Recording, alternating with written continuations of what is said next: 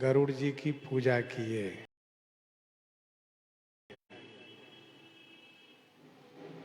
और आने का कारण, जब श्री काकभुसुंडी जी ने जाना तो बड़ी प्रसन्नता हुई।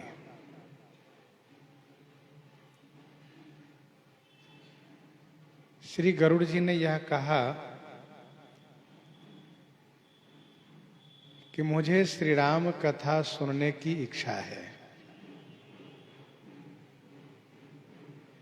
आप श्री राम कथा गायन कीजिए।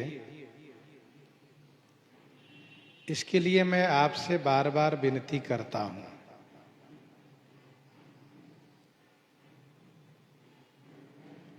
भयउता सुमन परम उछाहा, लाग कहई रघुपति गुण गाहा। तासुमन परम उत्साह भयउ, उनके मन में परम उत्साह हुआ और श्री रघुनाथ जी की गुण कथा को कहना प्रारंभ किए। प्रथम ही अति अनुराग भवानी, रामचरित सर कहे से बखानी। रामचरित सर कहे से बखानी। भगवान शिव कहते हैं, हे भवानी, प्रथम ही अति अनुराग, सर्वप्रथम अति अनुराग के साथ श्री काकभुसुंडी जी ने श्री रामचरित सर को बखान करके कहा। रामचरित सर कहे सी बखानी। हम लोग कल चर्चा कर रहे थे कि श्री काकभुसुंडी जी ने जिन श्री रामचरित को बखान करके कहा है, वही रामचरित भगवान शिव ने भगवती श्री पार्वती जी से, श्री जागवल्लिक जी ने श्री भरद्वाज जी से, गोस्वामी श्री तुलसीदास जी ने संत समाज से बखान करके कहा है। संपूर्ण श्री राम कथा की सूची है यहाँ पर क्रमशः दर्शाया है उन्होंने कि कौन कौन सा प्रसंग श्री राम कथा में है। अच्छा, कथा की बात जब आती है तो ऐसा कहा जाता है कि रामायण की कथा हो रही है, श्री रामचरितमानस जी की कथा हो रही है, श्रीमद् वाल्मीकि रामायण की कथा हो रही है। लेकिन जब प्रसंग का नाम आता है तब यह कहा जाता है कि आज की कथा में भगवान श्री राम जी का जन्म का प्रसंग, बाल लीला का प्रसंग, विवाह लीला का प्रसंग सुनाया गया। तो प्रसंग अलग अलग है और कथा संपूर्ण श्री राम कथा है।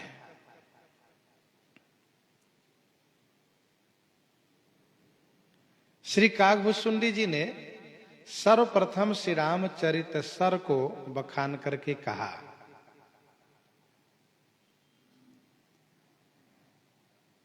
इसमें संतों का अनेक मत है।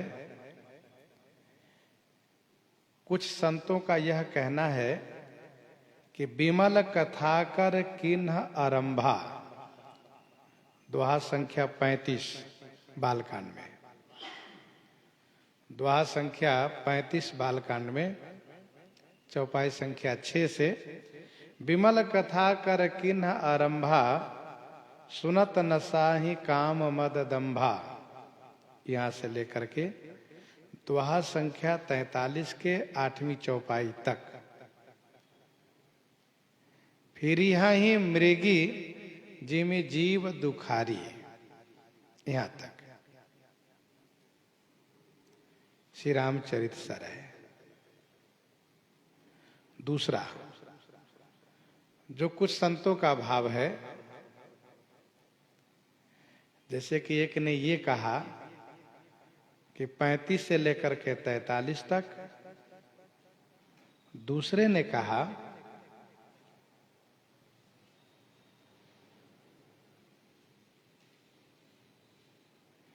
रामचरित मानस यही नामा, रामचरित मानस यही नामा, सुनत श्रवण पाइये विश्रामा। यह जो दोहा संख्या 35 के 7वीं चौपाई है, यहां से लेकर के दोहा संख्या 43 की 8वीं चौपाई तक। तो दूसरे जो संत का भाव है, इसमें केवल एक चौपाई का अंतर है,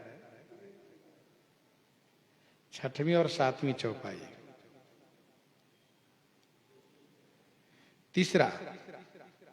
तीसरे जो संतों का भाव है, दोहा संख्या 43 से लेकर के मति अनुहारी सुबारी गुना, गन गनि मन अनबाई, सुमिर भवानी शंकर ही, कह कवि कथा सुहाई, कह कवि कथा सुहाई, यहां से लेकर के और दोहा संख्या बालकांड में ही 120 तक। दोहा संख्या 43 से लेकर के 120 तक, ये तीसरे संतों का भाव है। सुनु शुभ कथा भवानी, रामचरित मानस विमल, यहां तक। चौथे जो संतों का भाव यह है,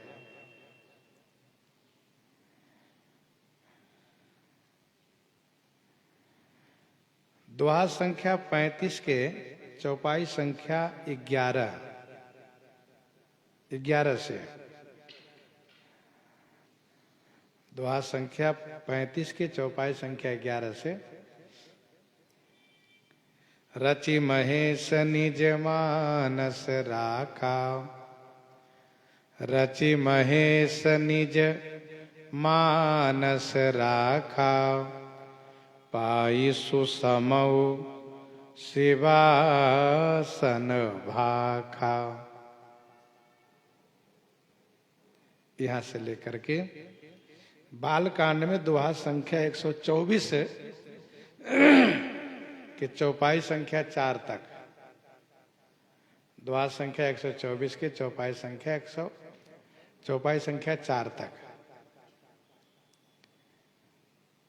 सुनो मुनि बरनी कवि न घनेरी, सुनो मुनि बरनी कवि न घनेरी। 5वें में संतों का भाव यह है कि रामचरित सर यह समस्त रामायण है। रामचरित सर समस्त रामचरित मानस जी हैं, समस्त रामायण है। इस कथा में आगे प्रसंग की सूची दिखाई गई है, प्रसंग की सूची दर्शाई गई है।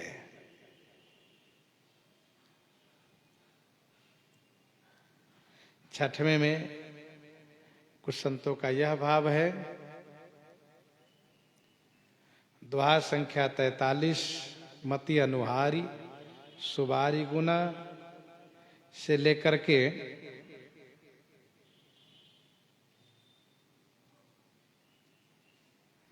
120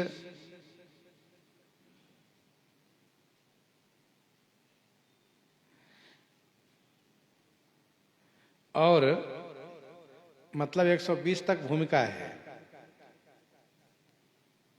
छठवें में जो संतों का भाव है, उन्होंने ये कहा कि 43 से लेकर के 120 तक तो भूमिका है, और इसके बाद 120 से सुन शुभ कथा भवानी रामचरितमानस विमल से लेकर के उत्तरकांड दोहा संख्या 52, उत्तरकांड में दोहा संख्या 52,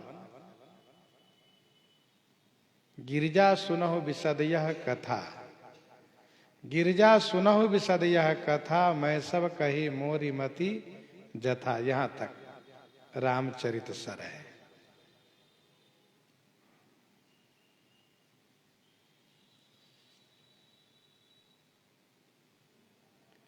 परंतु प्रसंग अनुकूल सिद्धांत यह है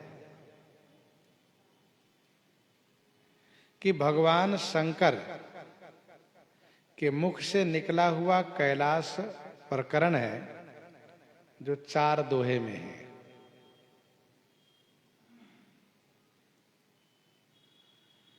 तो संतों ने ये कहा, ये जो 4 दोहे हैं, सगुन ही अगुन ही नहीं कछु भेदा, सगुन ही अगुन ही नहीं कछु भेदा, गावहि मुनि पुराण बुध वेदा।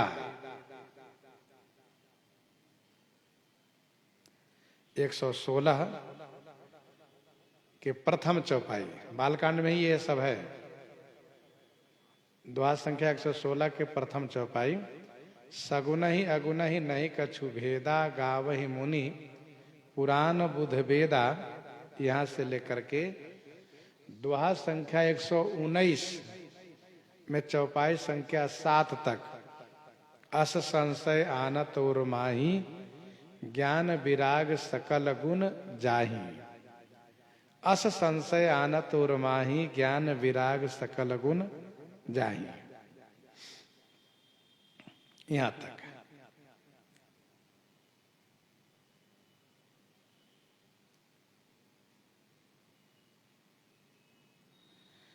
ये श्री रामचरित सर, जिसमें श्री राम जस रूपी जल परिपूर्ण भरा हुआ है।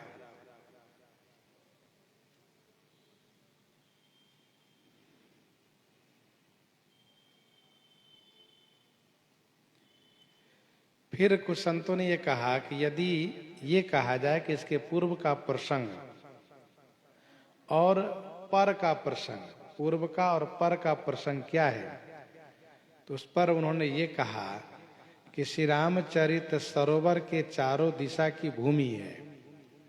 श्री रामचरित सर की चारों दिशा की भूमि है। इसी भूमि पर से श्री राम कथा रूपी सरिता उमड़ करके प्रवाह रूप होकर के प्रवाहित हुई है, प्रवाह रूप होकर के चली है।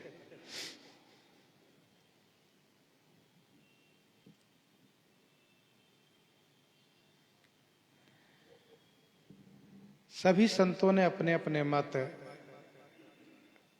से इन विचारों को रखा है, जो अभी हम लोगों ने श्रवण किया।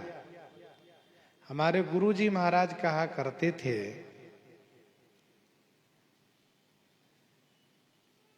कि जो बालकांड में 43 तक जो वर्णन है, वह गोस्वामी श्री तुलसीदास जी की भूमिका है।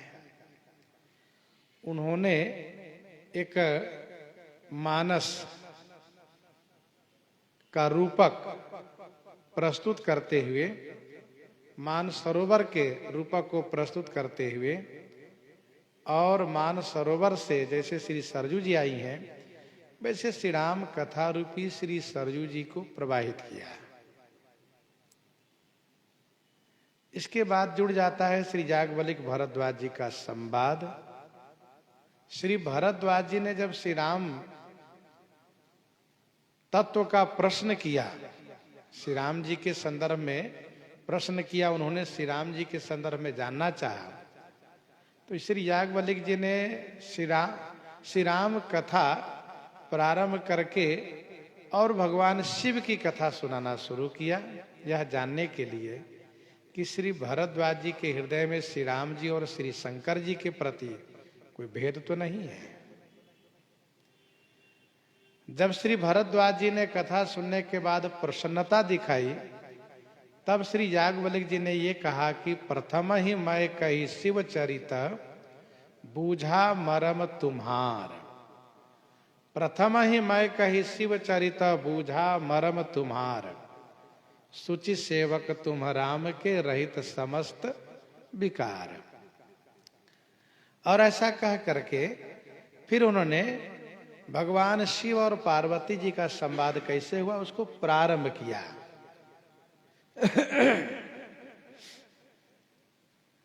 भगवान शिव के पास श्री पार्वती जी आती हैं और श्री पार्वती जी भगवान शिव की प्रसन्नता देख करके, अपने ऊपर उनकी असीम कृपा देख करके श्री राम कथा सुनने के लिए प्रश्न करती है।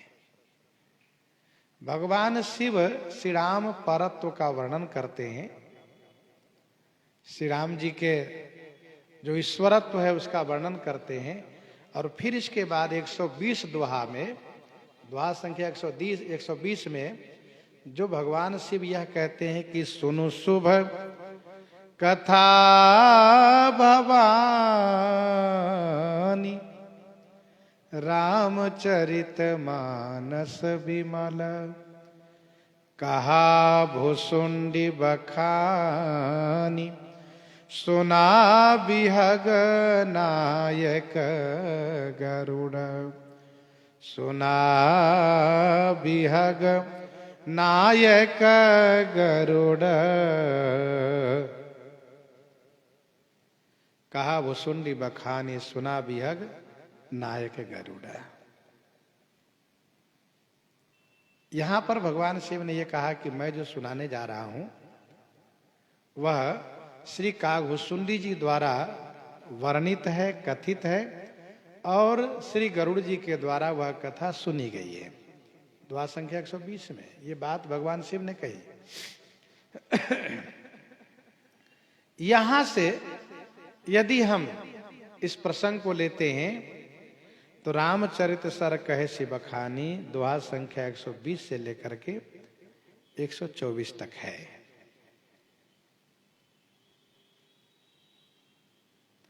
एक 124 तक और कथा का क्रम भी ये संकेत मिल रहा है।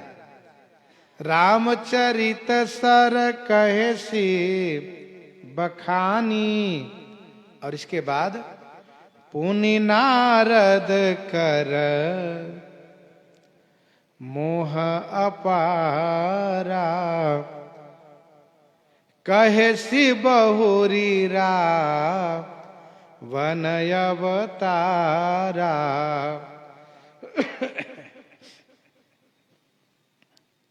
रामचरित सर कहे से बखानी प्रसंग 1 हुआ, पुनि नारद कर मोह अपारा प्रसंग 2 हुआ, और कहे सी बहुरी रावण अवतारा यह तीसरा प्रसंग हुआ बालकांड के।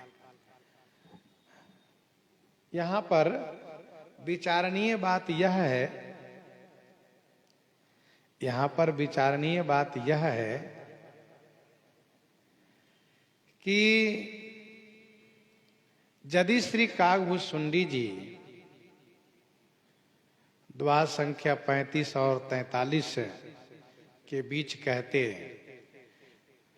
अथवा 43 से 120 तक कहते, तो फिर भगवान शिव पार्वती का नाम तो अवश्य लेते, पर ऐसा उन्होंने नहीं किया, नाम नहीं लिया। रामचरित सर कहे सी बखानी के बाद उन्होंने पुनि नारद कर मोह अपारा यह कहा।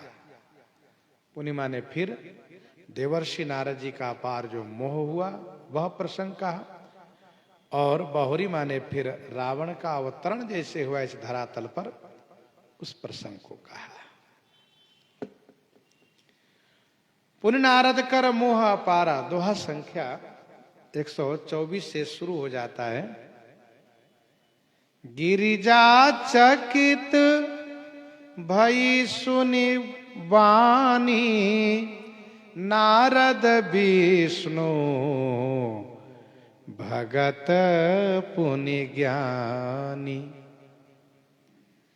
कारण कवन श्राप मुनि दीन्हा काय अपराध रमापति कीन्हा। यह प्रसंग में कहो पुरारी।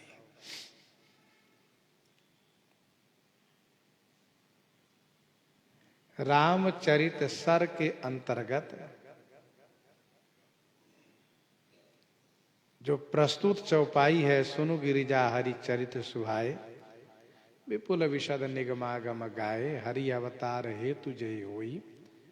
भगवान के अवतारों के कारण की चर्चा शुरू की है श्री कागभूषुंडी जी ने, भगवान शिव ने, जिसमें सनकादिक जी के श्राप के द्वारा जय विजय का बैकुंठ से पतन होना और रावण कुंभकर्ण के रूप में जन्म लेना। फिर इसके बाद जालंधर की बात श्री कागभूषुंडी जी ने कही। जालंधर की पत्नी वृंदा, जिस वृंदा के सतीत्व के प्रभाव से, उसके पतिव्रत के प्रभाव से जालंधर को भगवान शिव मार नहीं पा रहे थे। भगवान विष्णु ने भगवान शिव की सहायता की, जिससे जालंधर मारा गया। जब इस बात को वृंदा ने जाना तो उसने भगवान विष्णु को श्राप दिया। तो एक कल्प में जय विजय के लिए अवतार हुआ, दूसरे कल्प में जालंधर के लिए अवतार हुआ। उसी क्रम में भगवान शिव ने श्री कागभूषुंडी जी ने जब ये कहा कि नारद श्राप दीने खबारा, भगवती श्री पार्वती जी ने जब यह जानना चाहा, भगवती श्री पार्वती जी ने जब यह जानना चाहा कि देवर्षि नारद जी तो भगवान के भक्त हैं, ज्ञानी हैं, श्री पार्वती जी की गुरु जी के प्रति बड़ी निष्ठा है, इसलिए उन्होंने गुरु जी में दोष नहीं देखा, भगवान विष्णु में दोष देखा। उन्होंने कहा का अपराध रमापति की ना। भगवान शिव को हंसी आई यह सोच करके कि भगवान विष्णु में दोष देख रही हैं, गुरु जी में नहीं देख रही हैं। और इनको यह नहीं मालूम है कि भगवान की माया बड़ी बलवती है, उस माया के लगने से क्या दशा होती है, कितना कष्ट होता है, इस बात को नहीं समझ रही है, भूल गई है। भगवान शिव ने हंसते हुए कहा संसार में कोई ज्ञानी मूढ़ नहीं है। भगवान श्री राम जी जिसको जब जैसा बनाते हैं तब वह वैसा बन जाता है।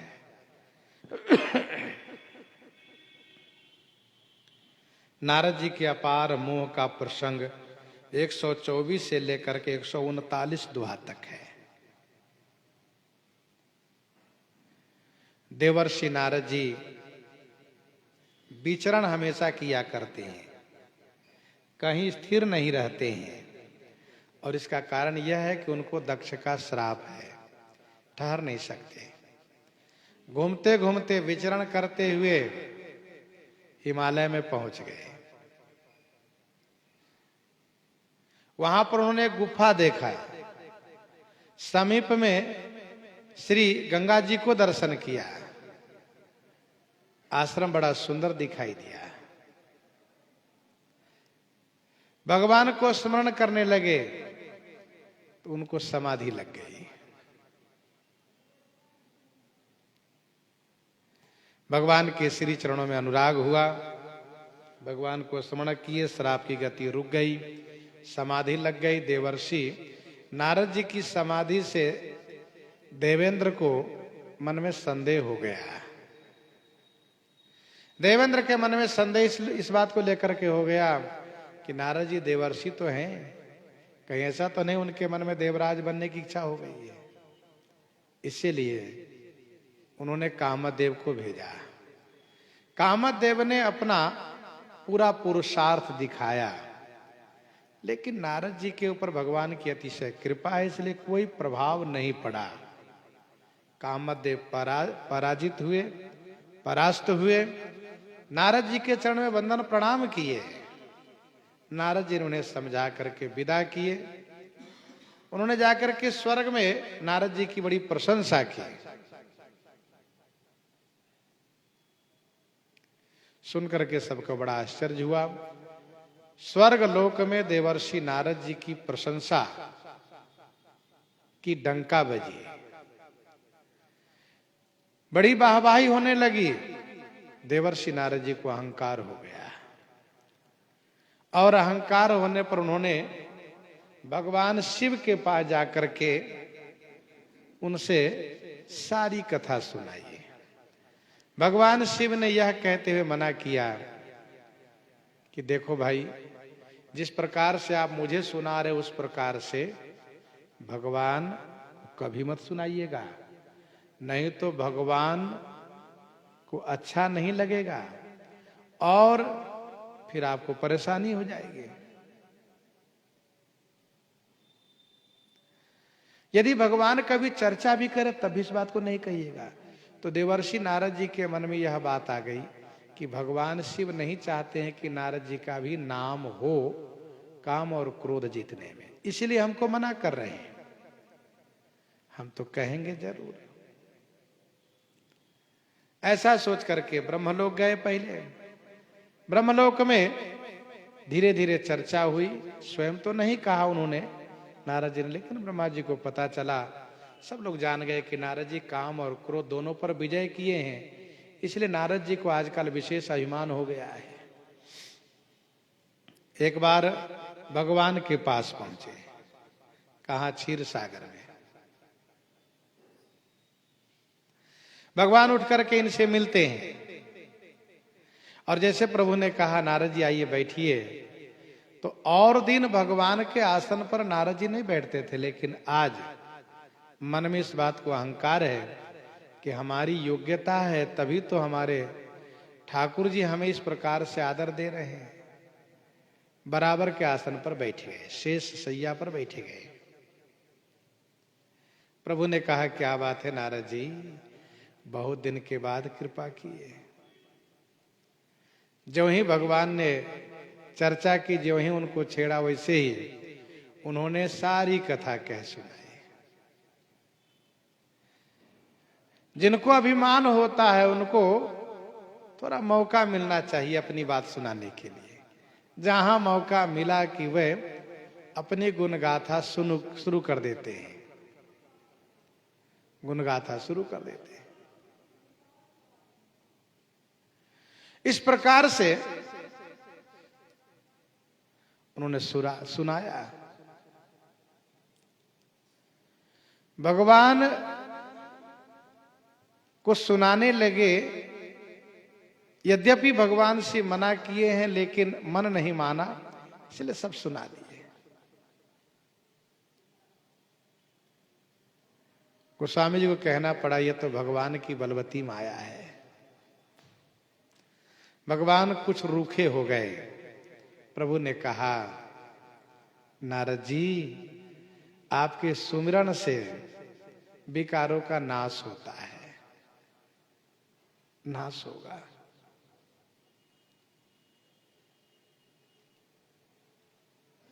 जिनके हृदय में ज्ञान वैराग्य न हो उन्हीं को मोह हो सकता है। आप ज्ञानवान है, वैराग्यवान है।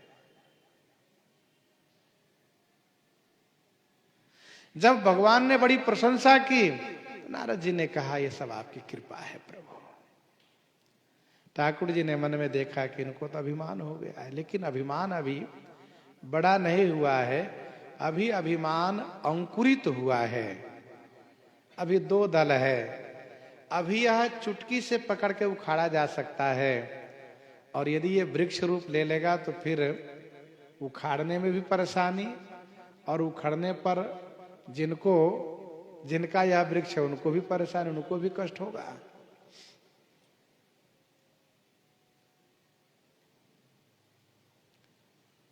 नारद जी वहां से प्रस्थान करते हैं। ठाकुर जी अपनी माया को स्मरण करते हैं और स्मरण करके माया को इनके पीछे लगा देते हैं। माया ने जानना चाहा कि प्रभु मुझे क्या करना चाहिए। प्रभु ने कहा इनके अहंकार को नष्ट करना चाहिए। बहुत अच्छी बात है, पर प्रभु क्या इनको मैं गिरस्त बना दूं? कहा नहीं नहीं, गिरस्त मत बनाना। इनके मन में गिरस्त बनने की कामना केवल उत्पन्न करो, गृहस्थ इनको बनाइए नहीं। इस प्रकार से ठाकुर जी ने माया से कहा। माया ने आगे चल करके एक नगर का निर्माण किया। एक नगर का निर्माण किया, बहुत बड़ा नगर, 100 योजन विस्तृत नगर है। वहां के नर और नारी सब बड़े सुंदर हैं। कामदेव जैसे नर है, पुरुष है, रति जैसी नारी है। और यहां का वैभव वैकुंठ से भी बढ़ चढ़ करके, क्योंकि नकली में चमक दमक ज्यादा ही होता है।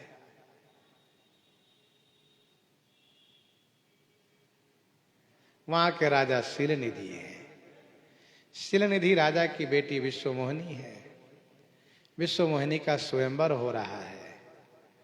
नगर में देश देश के राजा लोग आए हुए हैं। नारद जी महाराज को, पहली बात तो नारद जी ने इस नगर को देखा तो सोचा ये नगर है कब से। द्वारपाल से पूछा, कहा महाराज ये तो नगर बहुत पुराना है, आप इधर कभी आए नहीं क्या? नारद जी ने कहा ऐसा ही समझो, मैंने कभी इस नगर को नहीं देखा। कहा महाराज यहाँ के राजा बड़े ही धर्मात्मा हैं, ऋषि मुनि संत के बड़े प्रेमी हैं। महाराज एक बार चलिए, तो लेकर गए। शीलनिधि ने उनका बड़ा सत्कार किया नारद जी का, और विश्वमोहिनी को लाकर के प्रणाम तो नहीं करवाया, लेकिन हाथ देखने के लिए कहा।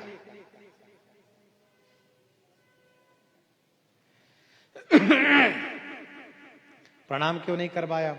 प्रणाम इसलिए नहीं करवाया कि माया ही सब काम कर रही है। यहां पर द्वारपाल हो, चाहे राजा हो, चाहे यहां के कर्मचारी हो, सेवक हो, सब माया द्वारा प्रेरित है।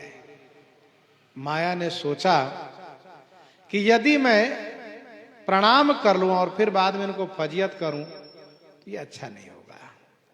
जिनको प्रणाम करे उनको फजियत नहीं करना चाहिए।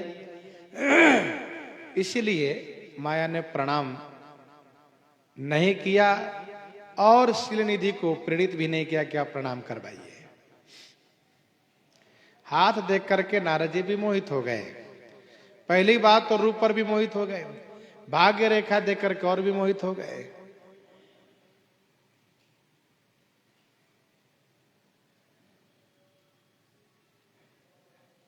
जिसको ये कन्या मिलेगी वह अमरत्व को प्राप्त करेगा, ये तो बड़ी अच्छी बात है। चराचर उसकी सेवा करेगा।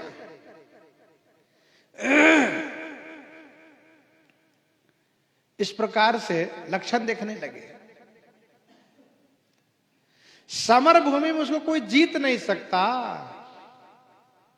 वह अमर हो जाएगा, विजयी हो जाएगा, सबसे पूजित हो जाएगा।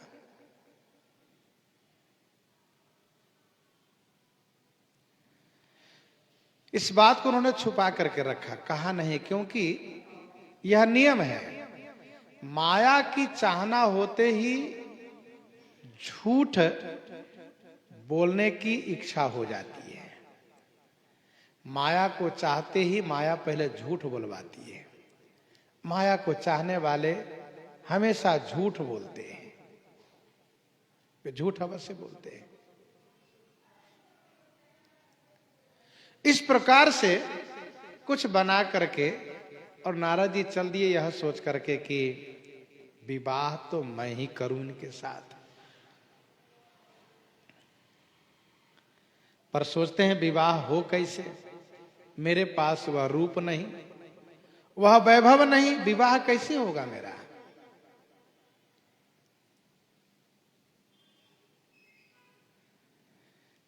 नारद जी को एक ही उपाय दिखाई दिया कि यदि मुझे सौंदर्य प्राप्त हो जाए, क्योंकि साधु हैं ये, लड़ाई झगड़ा करेंगे नहीं। रूप की चाहना हुई तो तुरंत भगवान को स्मरण किया, भगवान प्रकट हुए। ठाकुर जी से इन्होंने वह सारी कथा कह सुनाई। ठाकुर जी मन ही मन मुस्कुराने लगे, बारी माया, बहुत जल्दी तुमने इनको प्रभावित कर दिया। देखो, संत महापुरुष लोग किसी को माया से विमोहित देख करके हंसते नहीं, बल्कि तरस खाते हैं सोच करके, देखो माया ने इनको कहां तक पहुंचा दिया।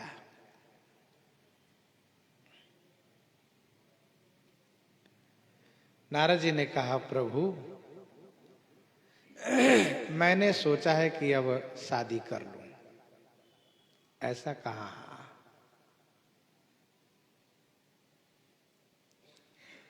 आप कृपा कीजिए, मेरा विवाह करवा दीजिए। मैं जप तप के प्रभाव से विवाह नहीं कर सकता, आपकी कृपा हो जाए, आप सहयोग करें तो मेरा विवाह हो जाएगा।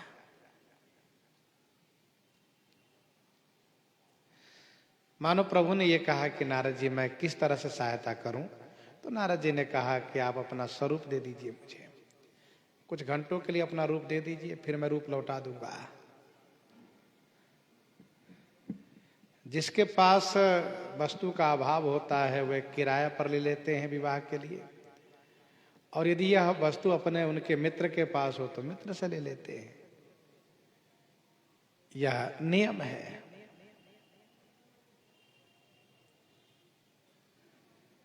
अपना रूप दीजिए। ठाकुर जी कुछ बोल नहीं पा रहे हैं। नारद जी ने कहा, मेरा जिस प्रकार से हित हो आप वह कीजिए प्रभु। ठाकुर जी एक तरफ कहते हैं कि मैं अपने भक्तों को किसी चीज के लिए ना नहीं करता हूं। नारद जी इस बात को जानते हैं। अच्छा, एक बात ध्यान दीजिएगा, नारद जी भक्त हैं।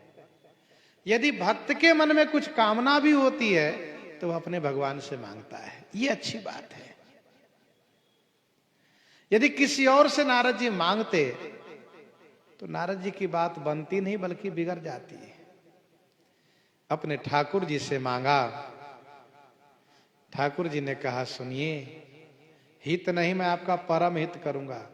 जय विधि हो यही परम हिता, नारद सुनहु तुम्हार, सोई हम करबन आन कछु, बचनन मृषा हमार।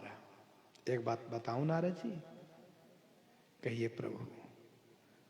कुपथ मागरुज व्याकुल रोगी, वैदन देई सुनहु मुनि जोगी, यही विधि हित तुम्हार मैं ठयऊ। अच्छा, मैं चलता हूं। कही अस अंतरहित प्रभु भयऊ, माया विवश भये मुनि मूढ़ा, समुझी नहीं हरि गिरा निगूढ़ा। भगवान की वाणी कोई गूढ़ नहीं है, निगूढ़ा है, स्पष्ट है। रोगी रोग से ग्रस्त हो, कुपथ मांग रहा हो तो वैद्य उसे नहीं देते हैं। मैं आपको कुपथ नहीं दूंगा, इसी प्रकार से हित करूंगा।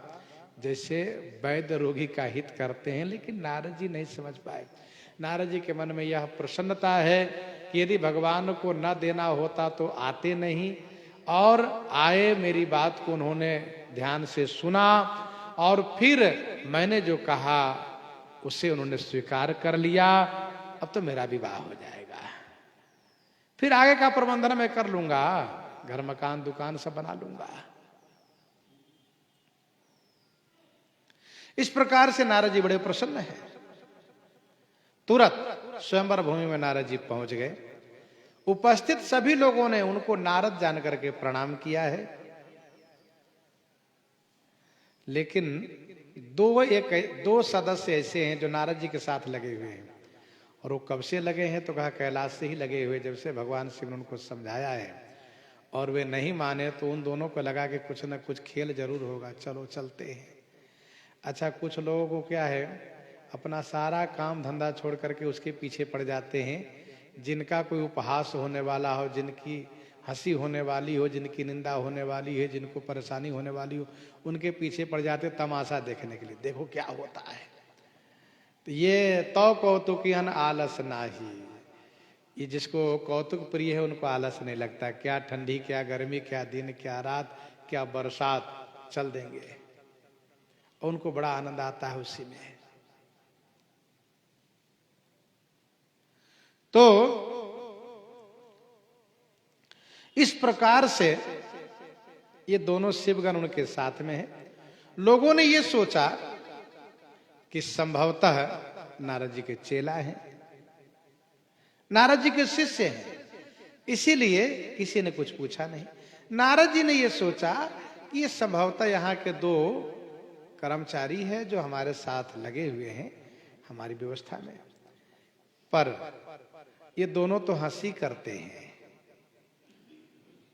नारद जी समझ नहीं पाते हैं। एक ने कहा, अरे भाई, राजकुमारी इनको देख करके बहुत खुश हो जाएंगे। नारद जी फूल करके और महान बनने लगे। बिल्कुल ठीक कह रहा है ये।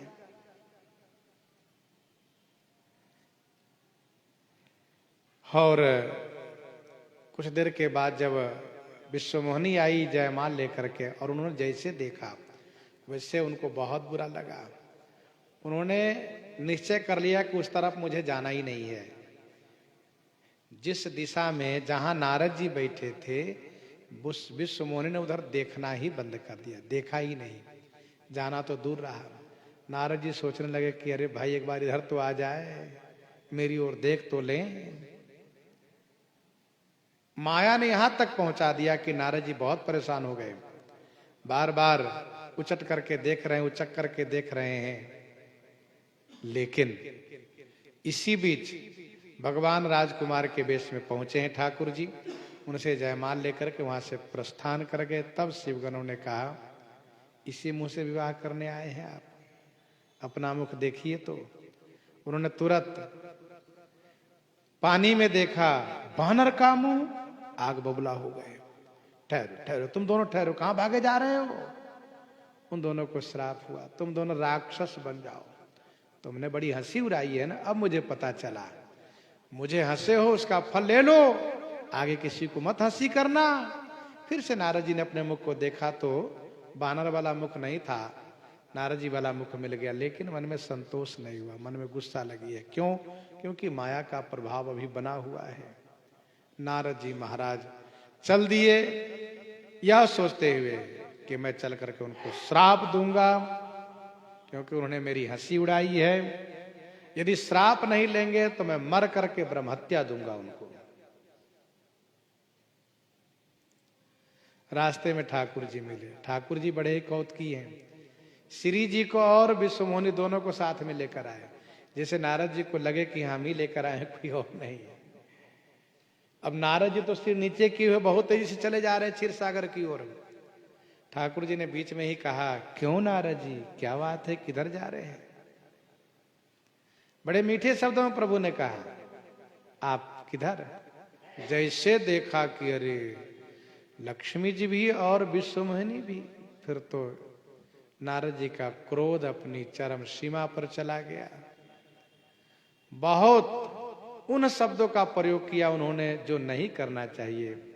फिर श्राप दिया, ठाकुर जी ने श्राप को स्वीकार किए और स्वीकार करने के साथ साथ माया को आकर्षण किए और जैसे माया को हटाए वैसे वहां से श्री जी और विश्व मोहन दोनों को वहां से हटा दिए। नारद जी चरण में गिर गए, प्रभु मुझसे गलती हो गई, मैंने जो श्राप दिया वह झूठा हो जाए। कहा नहीं, मेरी इच्छा से सब हुआ है, मैं श्राप स्वीकार करता हूं। कहा मैंने आपको बहुत दुर्वचन कहा, वह पाप कैसे जाएगा। तब ठाकुर जी ने कहा शंकर सतनाम का आप जाप कीजिए, श्री शंकर सतनाम के प्रभाव से आप पाप से मुक्त हो जाएंगे। नारद जी चल देते हैं, प्रसंग यहां पर पूरा होता है। एक कल्प यही है तू प्रभु लीन मनुजय अवतार, सुर रंजन सज्जन सुखद हरिभंजन भुवि भार।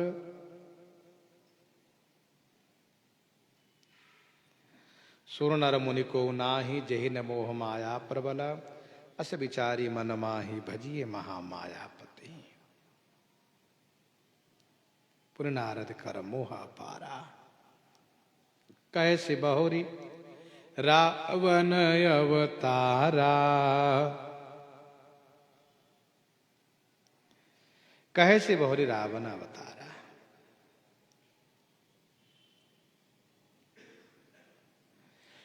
रावण अवतार की कथा दोहा संख्या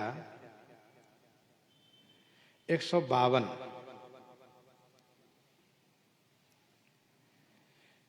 भरद्वाज सुनो पर पुनि राम जन्म कर हेतु, यहां से लेकर के 184 दोहा बालकांड में सकल धर्म देखई विपरीता, कही न सकई रावण भय भीता।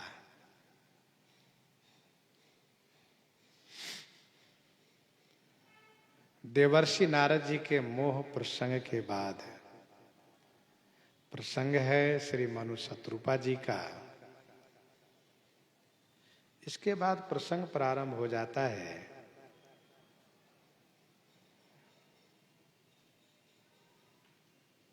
रावण के अवतार के कारण प्रताप भानु की कथा शुरू हो जाती है।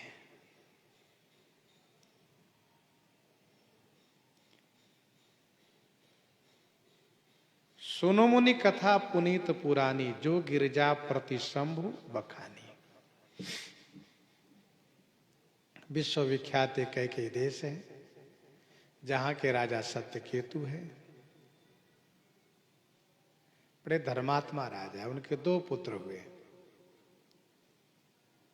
प्रताप भानु और अरिमर्दन। दोनों बड़े ही बलवान बुद्धिमान हुए। वैसे शिव संहिता के अनुसार भगवान श्री रामचंद्र जी ने इनको भेजा था ऐसा काम करना कि मेरा अवतार इस धरातल पर हो सके, मैं आ सकूं और लोग मुझे बुलावें कि श्री राम जी प्रभु आप आइए। लेकिन साकेत के संस्कार उनके ऊपर पड़ा रहा, इसीलिए वह अधर्म में न प्रवृत्त होकर के धर्म में प्रवृत्त हो गए। प्रतापी राघव सखा भ्राता वही सह रावण, ये भगवान श्री राम के सखा है प्रतापी। बड़े धर्मात्मा हो गए। इतने बड़े धर्मात्मा हुए कि जहां पर एक यज्ञ करने का विधान है राजा का, वहां पर हजारों हजारों यज्ञ इन्होंने किए और तीर्थों का जीर्णोद्धार किया। ब्राह्मणों की सेवा इन्होंने की। संत महात्माओं के प्रति श्रद्धावंत होकर के सेवा करना शुरू किया। बड़े धर्मात्मा राजा प्रताप भानु हुए।